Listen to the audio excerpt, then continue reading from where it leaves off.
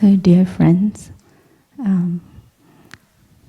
today is the 7th of July, the year 2019, and we are in the Assembly of Stars Meditation Hall, Lower Hamlet, Plum Village, France. And this is the first gathering of all three hamlets in our summer opening.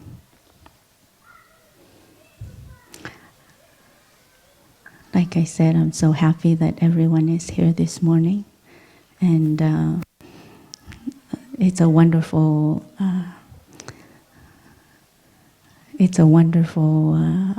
opportunity, and I feel it's a wonderful space that everyone can come and practice as a family. It's quite rare, I think, in the Zen or monastic traditions, Zen traditions, that we have retreats like this, and that families and people from all ages can come and to just practice together. So we have programs for the young, the less young, and the less young, and the less young.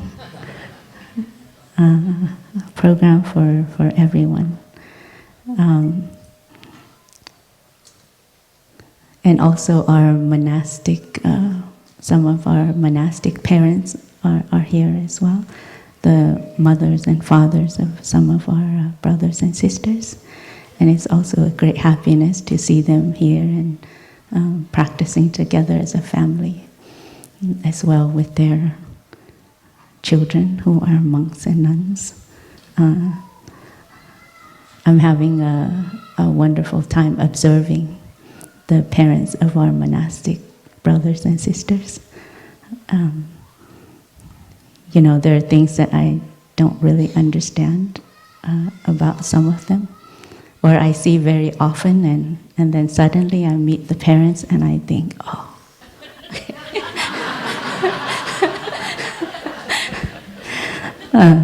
No more curiosity. It's just so apparent. So it's quite interesting to observe and to see. So I'm happy that mothers and fathers of monastics are here as well. For the brothers and sisters, whenever we have a father of a brother or sister, or mother of a brother or sister comes, we also call them mommy or daddy. So then suddenly from one child you have a few hundred children. I don't think they ever asked for it, but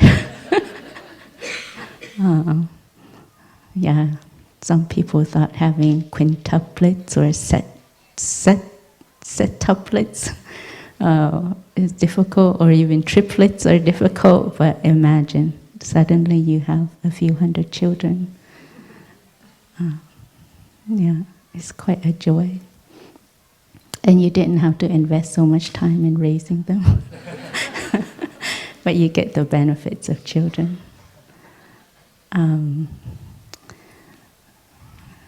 Yeah, so it's quite a joy to be a part of this retreat, and just to see families coming, spending some time together, camping together, eating meals together, even working together. Yesterday, during the working meditation here in the Lower Hamlet, I saw some of the children join the parents. It was quite a joyful scene. I don't know if your children do that with you at home. But it was quite nice to see here.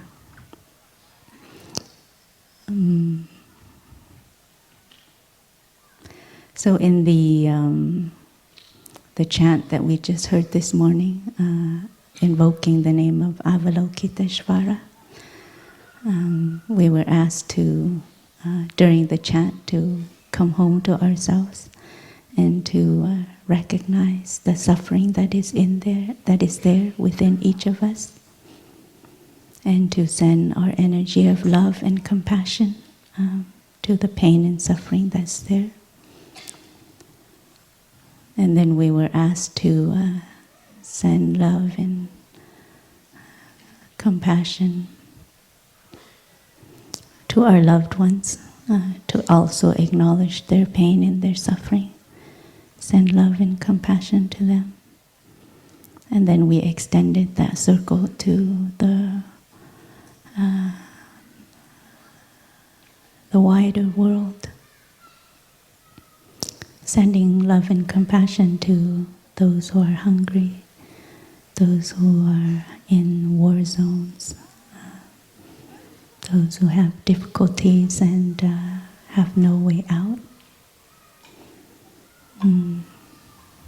And I wasn't up here for the chant, but I was sitting down there, and I was also practicing with you, coming back to myself, going home, and to follow the instructions of my brother, and to practice, to embrace the pain and suffering. And I realized that I had come a long way, actually.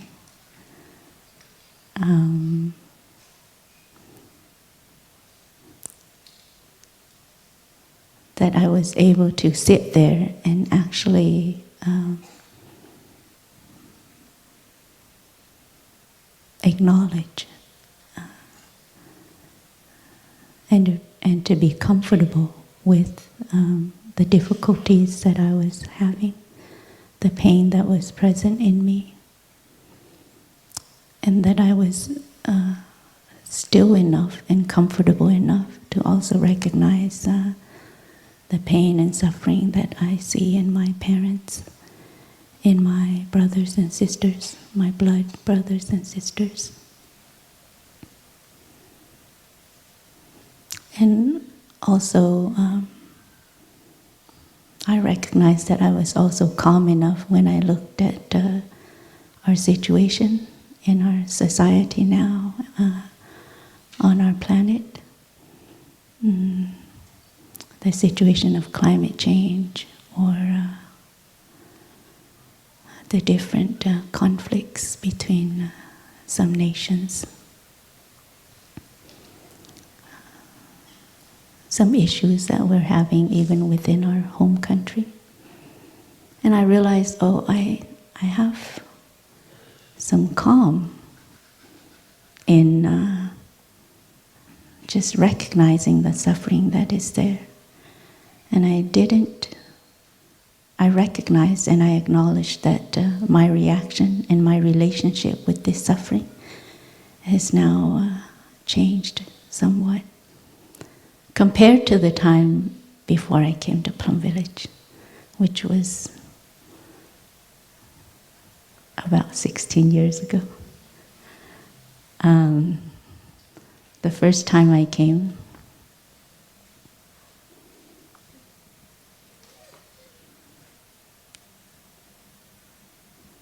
I could hardly recognize myself. But yes, the other day during arrival day, I actually walked around and I saw myself in many different people. Especially I went into the registration hall here in the lower hamlet, the Dharma Nectar Hall, where we checked in everyone. So we have sign-up sheets, and you can sign up for the different families that you will be in during this week. And so I noticed some families filled up really quick, like a flower garden family or meditation hall family. Those families, we had to pull the sign-up sheets for those families. And then it was almost dinner time, like 10 minutes before dinner. So registration is almost closed, and I noticed the toilet family. And there's 2 people who have signed up to be in the toilet cleaning family. And I realized, oh, that's interesting. But it's something quite normal, you see.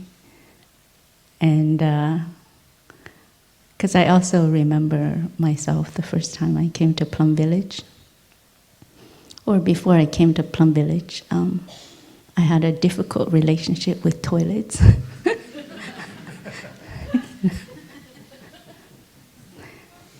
It wasn't so easy to bring yourself to, do housekeeping, or to bring myself to do housekeeping, or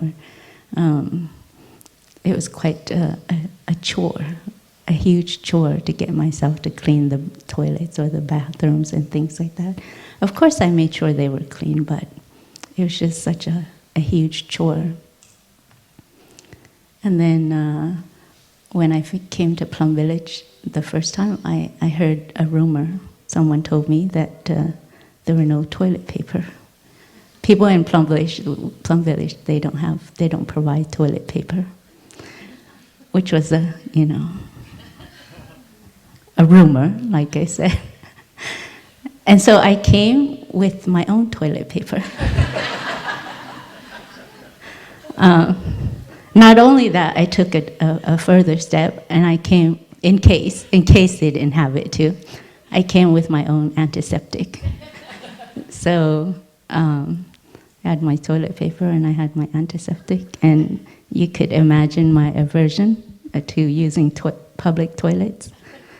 So every time I had these, the travel toilet paper, they roll and there's no carton, so it's quite small. And then antiseptic, so every time it's like, shh.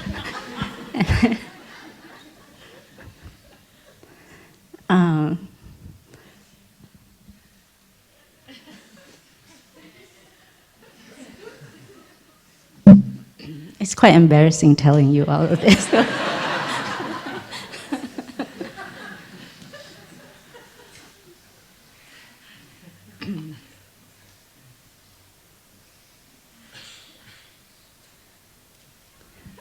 So I did that until I ran out of antiseptic, which was about 2 weeks later. So then I had to deal with having no antiseptic and really practicing how everyone else was practicing, using, accepting these toilets as they are. And surprisingly, it didn't take so long. It was very surprising it didn't take so long. Especially, it was thanks to that gata on the door of the toilet, defiled or immaculate, pure or impure. These concepts exist only in our mind.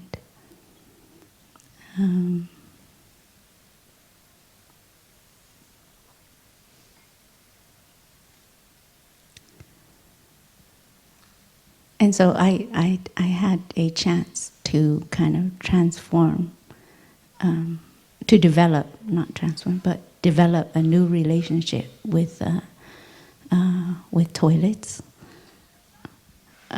with what I considered as pure or impure, with what I considered as clean or not so clean. I had a chance to develop a new relationship with mud as well. Plum Village back then, we didn't have the walking paths, like the compact gravel walking paths like you see now. If you see compact gravel and you think, oh, it's still rudimentary, yeah, it's a step up from mud, from the mud. I remember when, especially after it rains, every time it rains, everybody just had like a layer of mud caked on their shoes, and you always had to spend time scraping mud off of shoes. So it's quite a step up. But as I was sitting back there today, listening to Avalokiteshvara, the Namo Avalokiteshvara chant, I realized that my relationship with the toilets were a bit the same as my relationships with my own suffering. Just as I couldn't really accept or embrace the dirt around toilet, I also couldn't accept or embrace the mud within myself, the pain within myself, the suffering. It was the same energy, you see, that same energy that makes me run away from cleaning toilets was the same energy that was making me run away from my own pain and suffering. So I'd like to congratulate everyone who had the courage to sign up for a toilet cleaning family, or who have the fortune to be in the toilet cleaning family. You have a chance this retreat to really look at your relationship with not only toilets, but your own pain and suffering as well.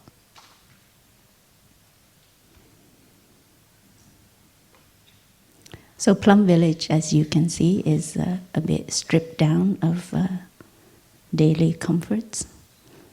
We have to share room with many people. Our dining hall is not exactly equipped to host 300 people. So you have to sit on the ground somewhere to eat your breakfast, lunch, and dinner. We don't have employees who wash your dishes for you. You have to wash your own dishes. You have to share a room with 4 or 5 different people, and certain people snore. And, you're a little bit out of your comfort zone, and maybe it's also your first time camping. Maybe you didn't even know how to set up the tent your first day here. So you get to live, go on this adventure where you live your life a little bit more simply, stripped a little bit from your daily comforts. And here you're asked to do things a little bit more, maybe a bit more slowly than you would normally do. Here we're walking a bit slower than you would normally do at home. Washing dishes or pots, you have a chance to slow down a little bit. It's not I'm going to get this done.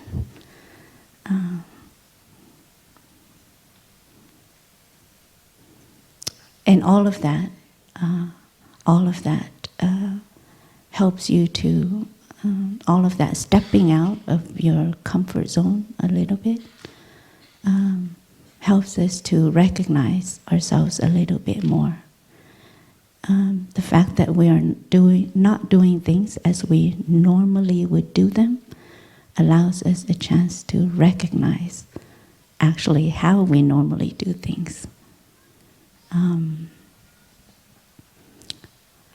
So during this week, during this retreat,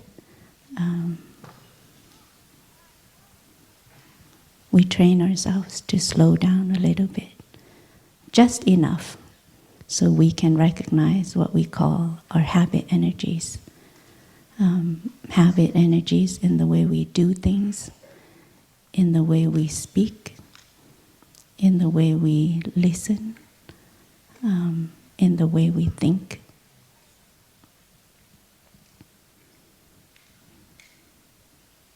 Because each one of us, we're made of habits, actually. We carry so many habits. We're trained. We are programmed with many, many different habits. And so here in Plum Village, when we practice mindfulness, is to stop, to slow down enough so that we can recognize our habits, recognize exactly how and who we are.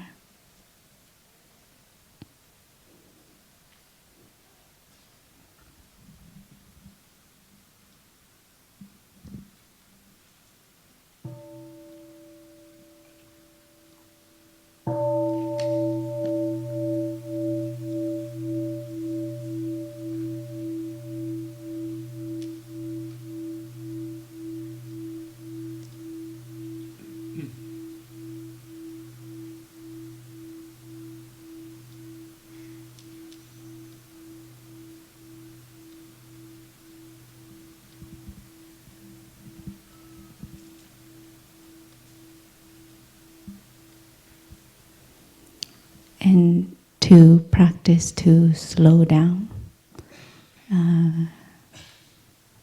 to come home to ourselves, to slow down, does not mean super slow motion. You kind of lose some of the naturalness. You feel a bit unnatural when you do things too slow. For instance, if you want to practice mindfulness and you're eating and you go.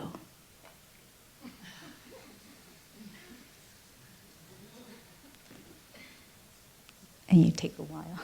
And you take a while to eat, or it's okay to do that as well. If you feel you want to have that experience, it's also okay.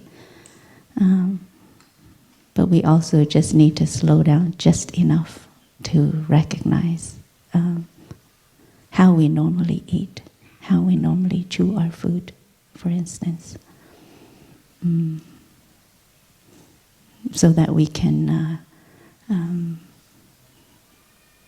keep some of our naturalness. That's one of the, I think that's one of the things that drew me to Plum Village. Although the things that we do here are a bit different from how people normally do things out there. However, it's not so different that I feel awkward, for instance. And one of the hallmark is, this mark of natural being, ease.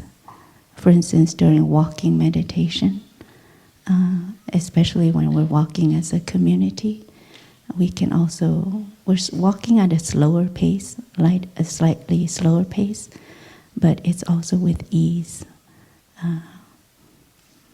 And there's not that kind of rigidity that happens when you walk extremely, extremely slow. So one of the hallmarks of Plum Village practice is ease. Today I was asked to share with you the first 4 exercises of mindful breathing. There's a sutra called the Anapanasati Sutta. It's the sutra on the full awareness of breathing. And since breathing is a very essential part of Plum Village practice, I wanted to take some time to share with you about the first four breaths. And my brothers and sisters, in the next few days, they will share with you about the next 12 breaths. Or at least I think that was the plan, because I was only asked to do this 2 days ago. So I hope this sharing will help you to practice your mindful breathing. Will deepen a little bit your practice of mindful breathing. So we have the sutra on full awareness of breathing.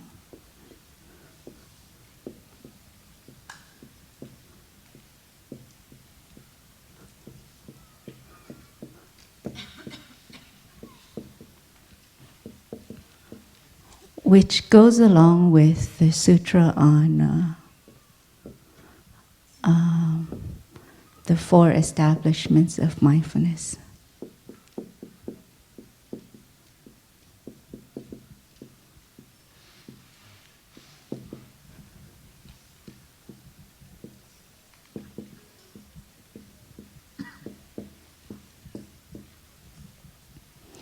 So basically 4 areas when we practice mindfulness that are very important for us to look into and to take care of. So one is the body. And we have 4 breathing exercises that will help you to take care of the body, the area of the body. And then you have the feelings. And there are a set of 4 breathing exercises to help us to take care of our feelings.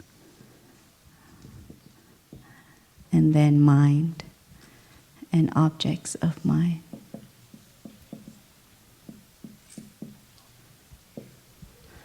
So we have 4 breathing exercises to help us to understand and take care of this area. And then another set of 4 exercises to help us to take care of objects of mind. Today, I'm asked to just share about these first 4.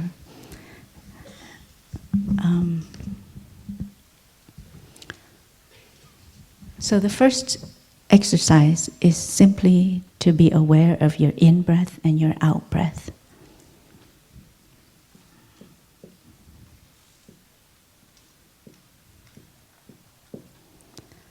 So breathing in, I know this is an in-breath. And breathing out, I know this is an out-breath. So just mere recognition of the in-breath and the out-breath. And when you practice this, it's not like you are an observer of your in-breath and out-breath. It's not like you are thinking about your in-breath and your out-breath. But you are your in-breath and your out-breath. And all you have to do is feel the in-breath coming in and feel the out-breath coming out. There's no thinking involved. You don't have to think about your in-breath and your out-breath to feel it happening. Yeah. So that's the first exercise. This is a very good exercise to train ourselves in. I think in our society we have so much sources of dispersion, so many things that want to catch our attention. And for me, one of the best ways to protect myself is just to come back to my in-breath and out-breath. And when we say come back to our in-breath and out-breath, we don't mean, okay, I'm thinking about my in-breath going in, I'm thinking about my out-breath coming out, my breathing going in and out. I'm thinking about it. But an awareness of in-breath and out-breath is different from thinking about in-breath and out-breath. It just takes a moment for us to be aware, and then we can just simply feel the in-breath coming in and the out-breath coming out.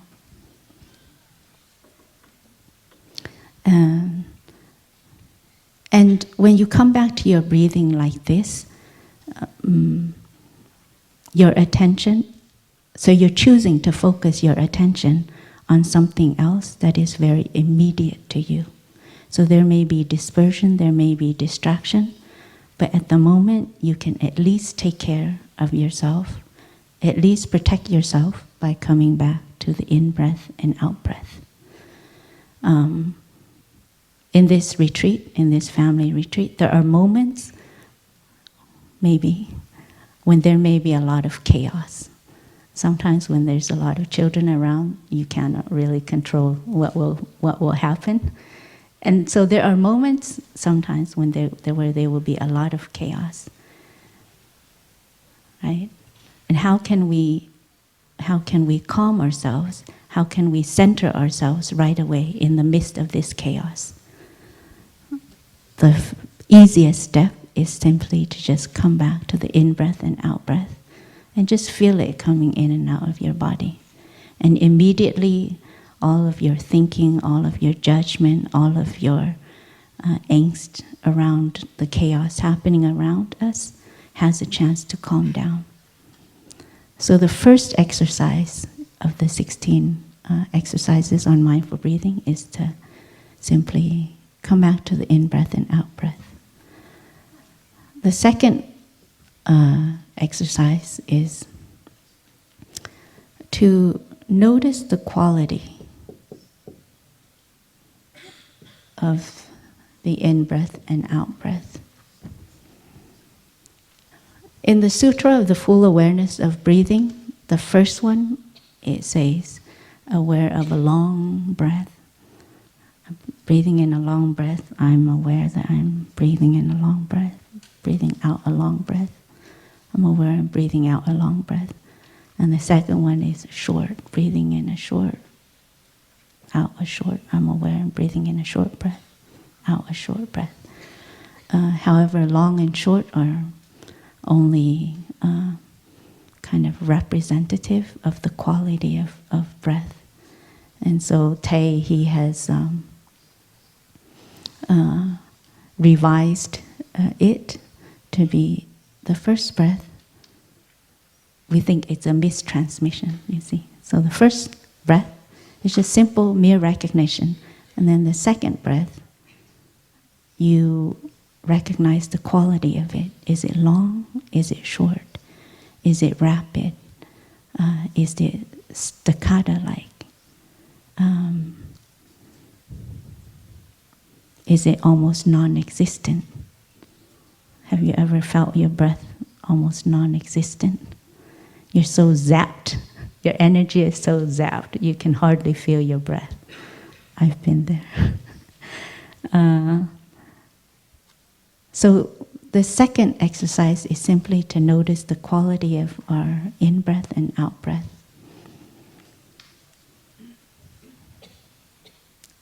And this, however our breathing is, or whatever quality it is, it kind of reflects also our state of mind. When we're calm, we breathe differently. When we're angry, we breathe differently. When we're anxious, we breathe differently. When we are in despair, we breathe differently. So whatever state of mind that we are in, very often it's reflected in our breathing. Actually, for me, I find this very true 100% of the time. Whatever's going on here around me is reflected in my own breathing. When I come back and I notice the quality of my breathing, at the same time, I also notice what's going on inside of me and around me. So then you continue to be with your in-breath and your out-breath. And after a few breaths, you'll notice that your breathing also calms down. And as soon as your breathing calms down, whatever state you are also in has a chance to calm down as well. because the breath is part of the body. What's going on in your body will be reflected in the breathing. Whatever is going on in your mind will also be reflected in the breathing. So we just train ourselves to notice the quality of our breathing. And after a few breaths, we train ourselves to be with our breath long enough so that whatever state of mind, state of being that we are in has a chance to calm down. Whether it's excitement, or whether it's anger or fear. But we're not only calming it down just to tame it. We're calming it down to have a chance to look deeply into it with enough clarity. So we're not trying to be vegetables, or whatever state it's in, I have to reduce it to 0. That's not the practice.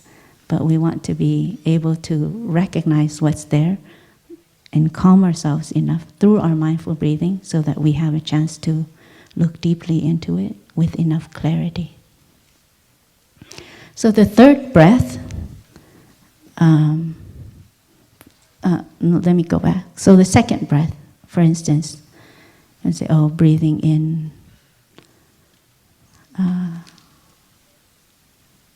I'm aware that my breath is short, for instance. Breathing in a short breath, I'm aware I'm breathing in a short breath. Breathing out a short breath, I'm aware I'm breathing out a short breath. Breathing in a tight breath, I'm aware I'm breathing in a tight breath. So you are aware, conscious of the quality of your breathing. The third exercise in mindful breathing is aware of body.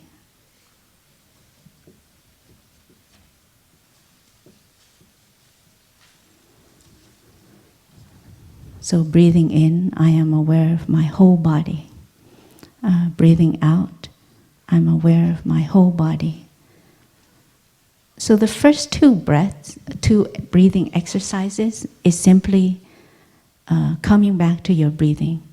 So the object of your awareness, the object of your mindfulness is simply your breathing. So it has one object. Your mindfulness simply has one object. And that is the in-breath and the out-breath. But when you get to the third breathing exercise, your mindfulness has two objects. One is the breathing, and the other is your body. And some of you may ask, how is this possible? I thought you could only have one object at a time.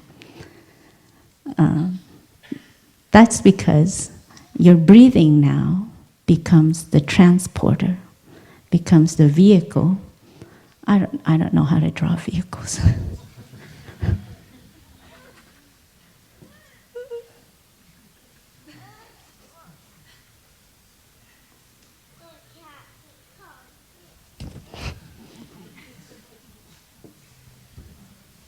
Okay.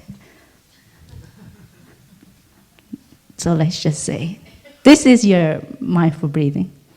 Maybe if you have a trunk here, you carry your body, right? So the mindful breathing is, you can have a load up here.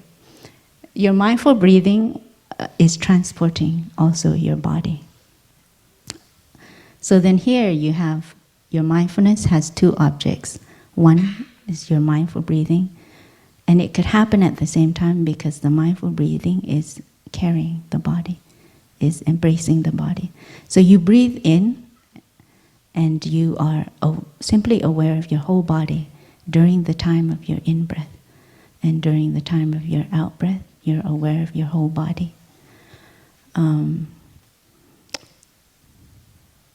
And so practicing awareness of body. First of all, if we simply go back to our breathing, that's already awareness of body. Because our breath, like I said, is a part of our body. So there are many ways you can look deeply into your body. One, you can do through, and to take care of your body, you can do through the breath. And then you can pay attention to the positions of your body. Whatever position that your body is in, whether you are in sitting, lying, standing, or walking position, you're aware that you are breathing in, I'm aware I'm sitting. Breathing out, I'm aware I'm sitting. Breathing in, I'm aware I'm standing. Breathing in, I'm aware I'm walking, etc. So in that way, your awareness of body is always associated with your awareness of your breathing. So this is, I'm just sharing with you basic training.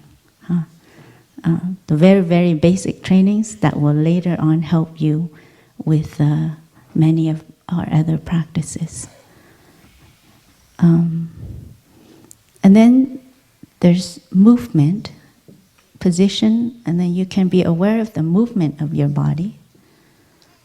Whether you're waving your arm, kicking, exercising, etc. It's quite a miracle to have this body.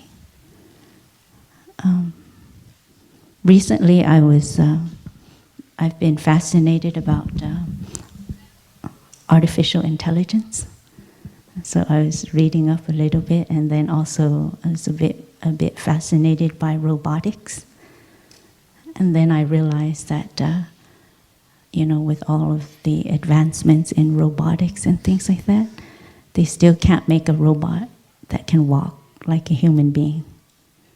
I was like, wow. The simple act of walking and the most advanced technology cannot replicate it.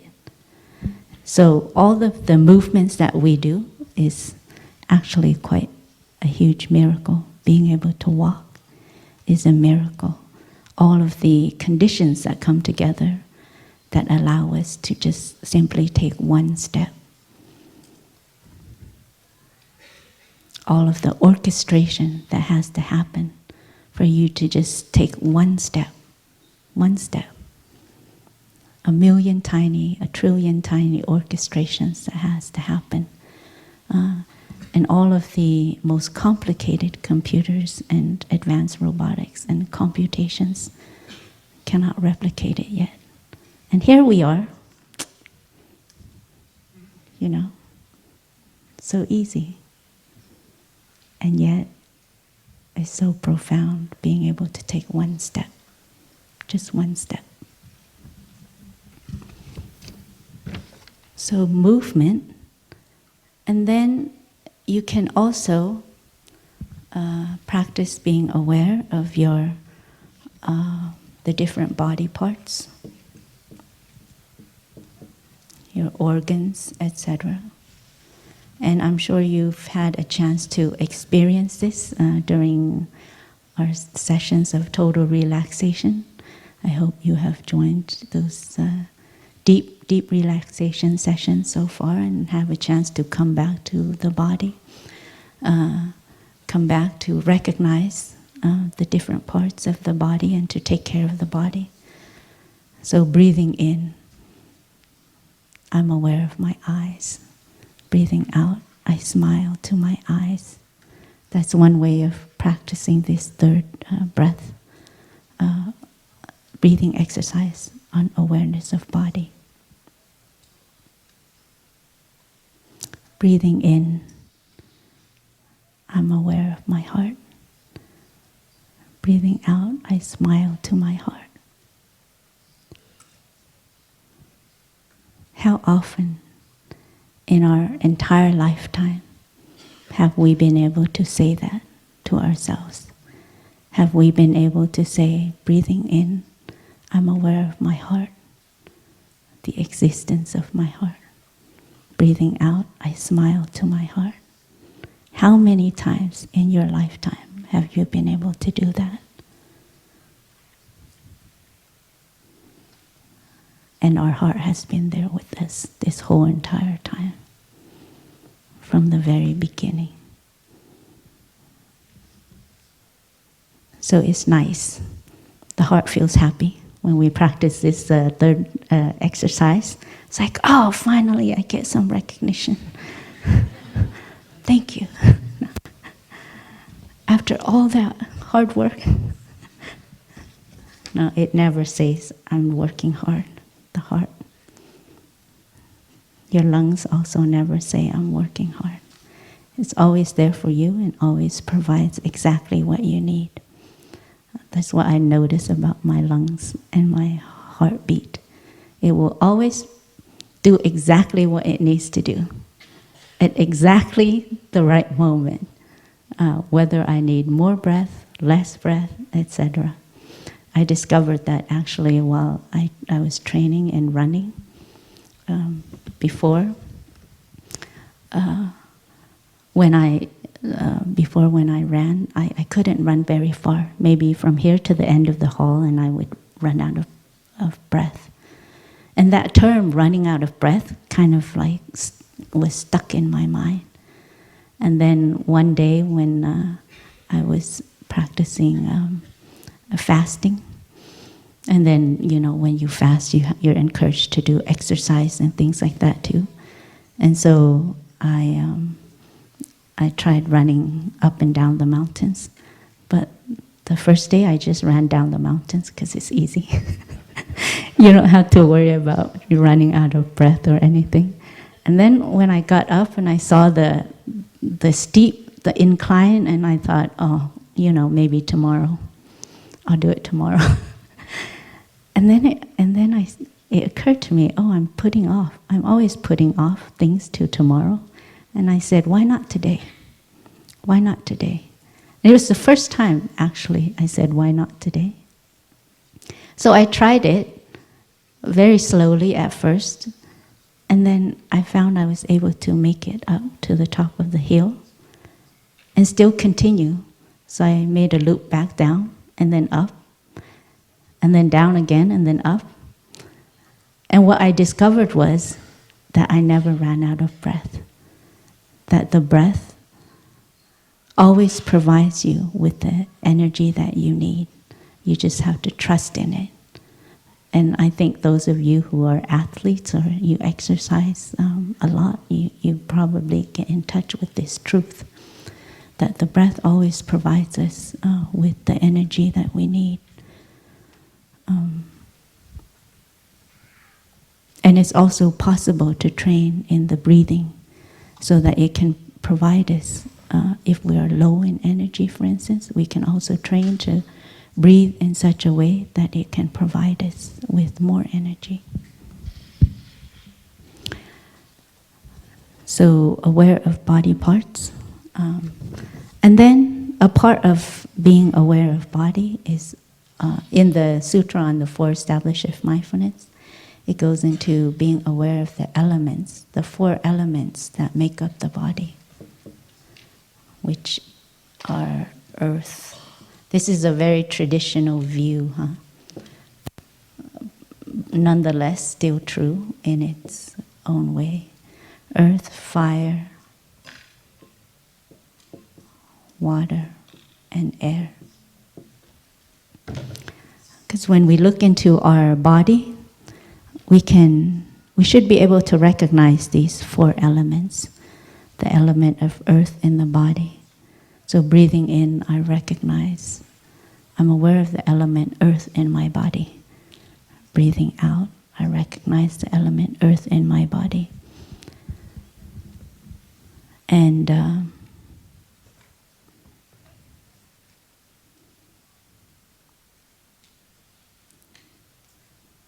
very often, when we have not trained ourselves to do so, we can look at the earth outside of us and easily see that it's separate from us. But if we take some time to look a bit deeper, take some time to contemplate, we can recognize that the earth outside is no different from the earth inside. Not no different, but is not other than the earth inside. And the earth that's inside is not other than the earth outside. You can see this more and more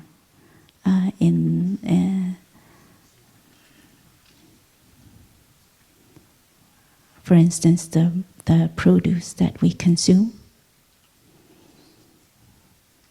If all of our farmers used all these pesticides and etc., different ways to grow crops that are not exactly conducive to the earth's health,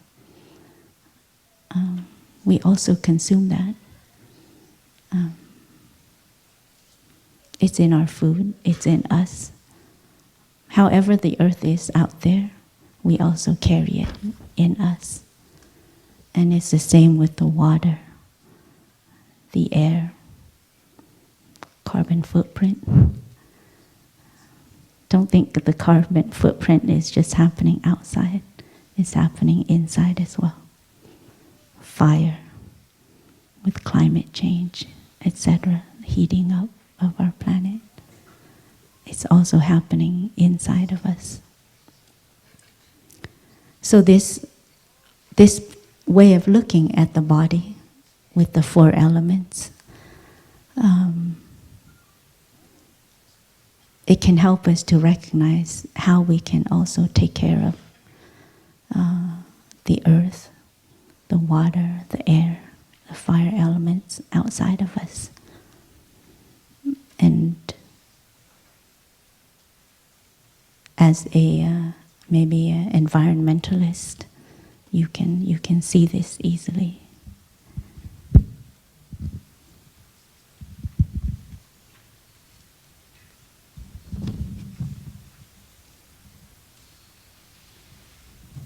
And the last part in practicing with the awareness of body, that's in the sutra and the four establishments of mindfulness, is picturing our body in the charnel grounds, meaning after we're dead. So you contemplate this body, what happens to it once you've passed away, once you've died, lying on the charnel ground. You know, after a few weeks, what happens to it? After a few months, what happens to it? After a few years, what happens to it? And in some monastic traditions, they even go to the cemeteries, to the graveyards, to actually do meditation, so that they can see what happens to the body after. Do you need to do that? I don't think we need to do that. I think our power of visualization is quite strong. We can easily do this. And so in this moment, to just be able to move our arms, we can recognize the miracle of it right away with this meditation, to be able to walk, to be able to breathe, to have a heart that's beating, to open our eyes and to be able to see is quite a miracle right now. All these miracles happening in the present moment. The fourth exercise is to calm the body.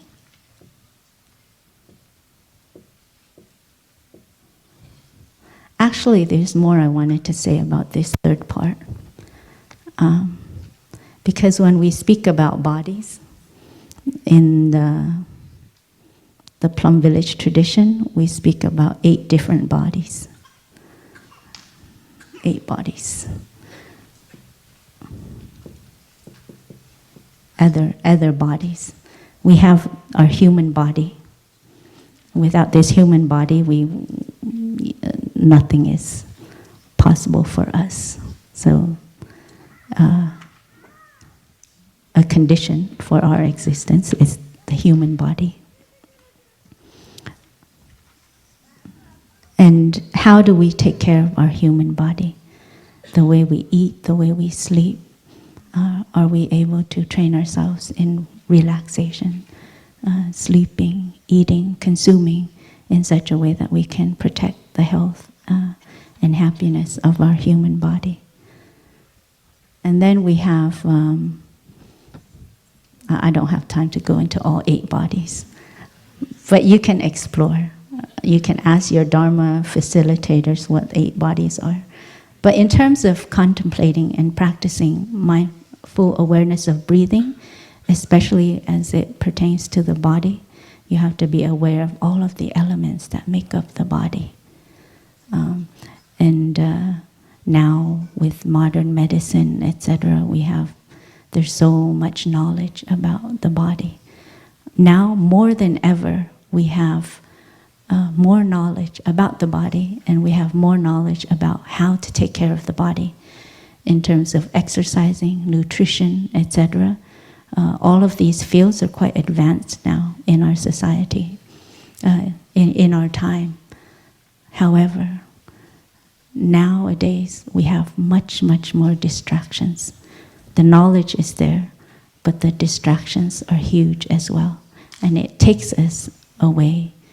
It takes our time, energy away from actually being able to take care of our body.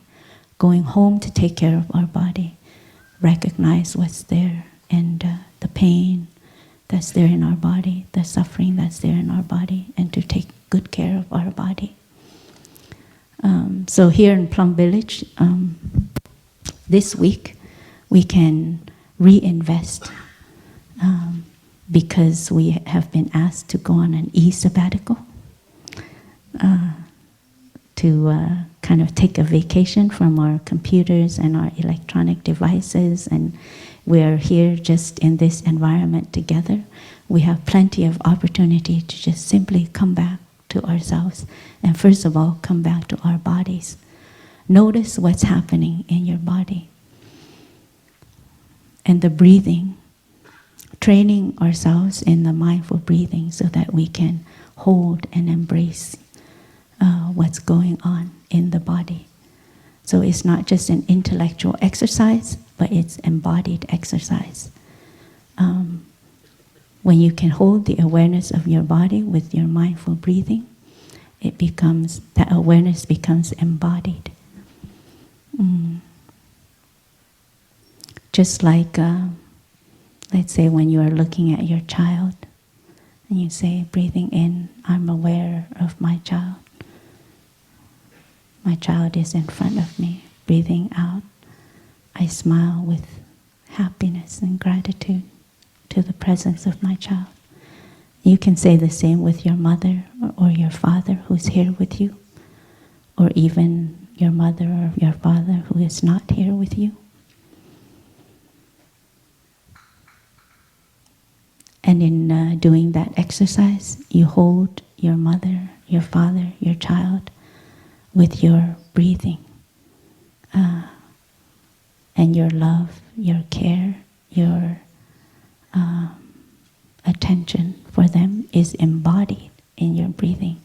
So it's not just thinking about how you love a person, but you feel it in your body as you are breathing and you're saying, breathing in, I'm aware my mother is there.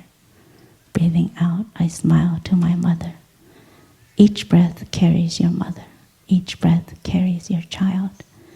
And your child is very much a part of your body. Your mother and father, the same. So it's embodied kind of love and an embodied kind of awareness.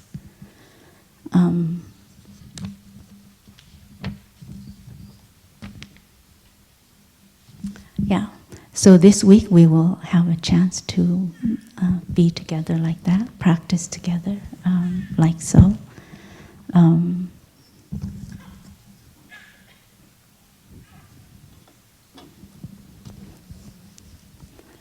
I hope you all have a chance to just come back and to take good care of yourself.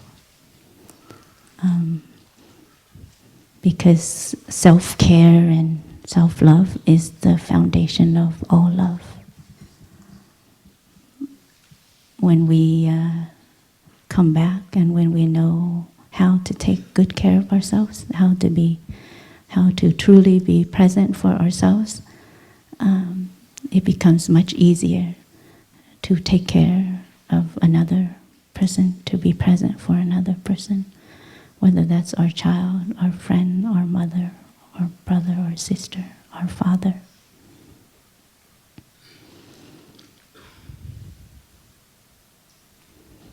And to end, I would like to introduce you to some books.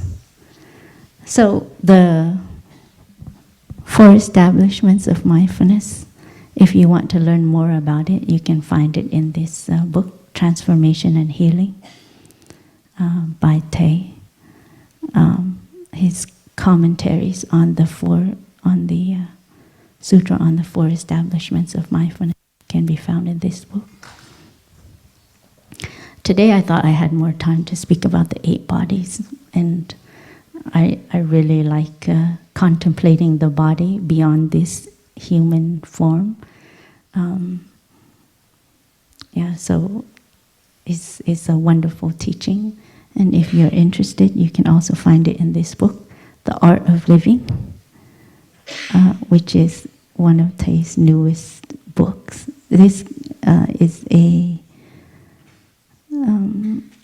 I think a synopsis. This book captures what Tay taught during the 21-day retreat in the year 2014. So his last 21-day retreat, and it was on about what happens when we die. But the title of the book is The Art of Living. And the last book I'd like to introduce to you, because, some of you come, and if you walk into our bookstore, you really don't know of all the 100 books. I don't know if you would know how to choose. But I'm introducing to you some of my favorite ones. This is,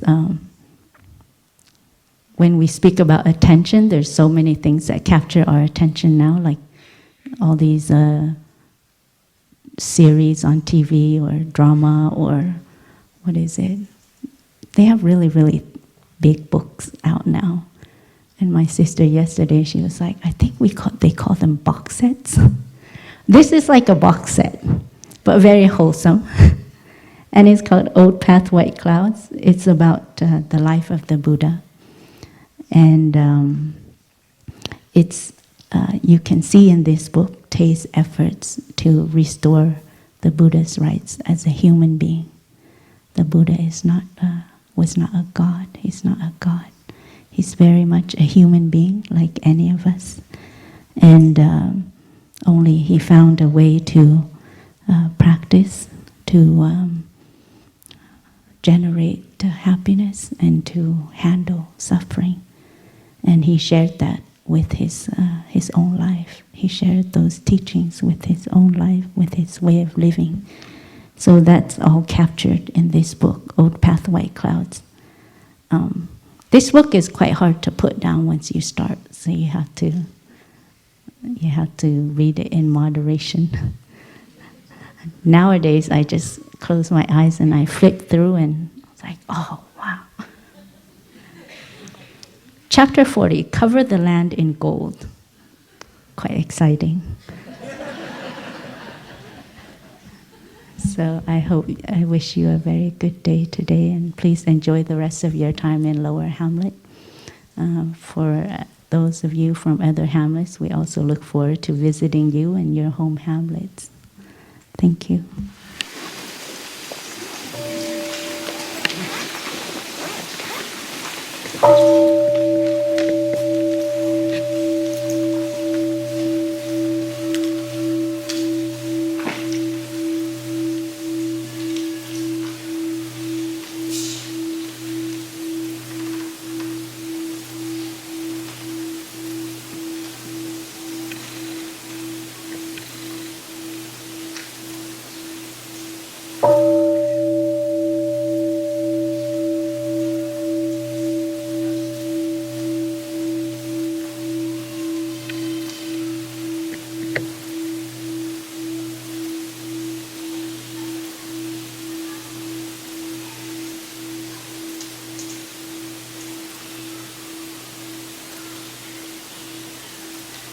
you.